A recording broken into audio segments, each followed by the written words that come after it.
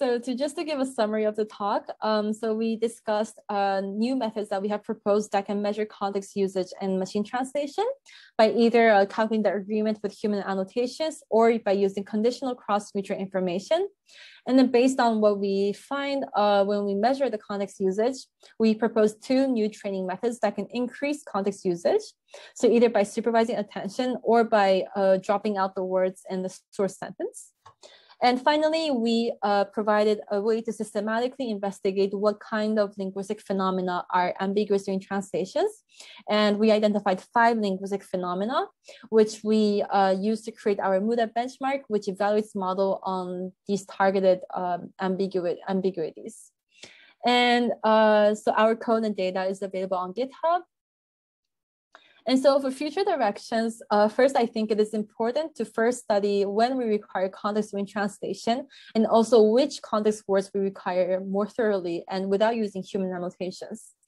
So we put forward PCXMI that can measure when models benefit from having the context to translate certain words, but this measure is also limited by the quality of the model that we are using. And this can maybe hinder us from discovering further translation ambiguities that current models cannot even detect. And it is also unclear from this method which part of the context carries the necessary information that can be used to disambiguate these words, and this information would be helpful to guide our models to better uses of context. And we also showed how measuring context usage in machine translation models can allow us to identify shortcomings in models and also develop solutions to overcome them. So I think that further studying how we can interpret model decisions during translation can help us understand how models are handling context and what kind of ambiguities they currently fail to process adequately, which gives us better hints and to improve models in an informed way. And finally, our evaluation of models on the MUDA benchmark reveals that both the context-aware and commercial translation systems do not considerably improve on many of the discourse-aware translations compared to models that do not use context.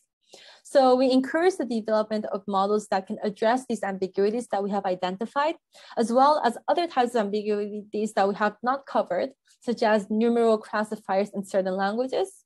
So like in Japanese and Chinese, depending on what you're counting, you use different classifier words. And then we also have like idioms and cultural references, for example, that vary across cultures and languages. So we need to know like what is like the semantic equivalent for an expression in English into another language. So thank you so much for all the great questions and for listening to this talk. You can find the links to the 3 papers and the code on this link again, and I'm happy to answer any final questions.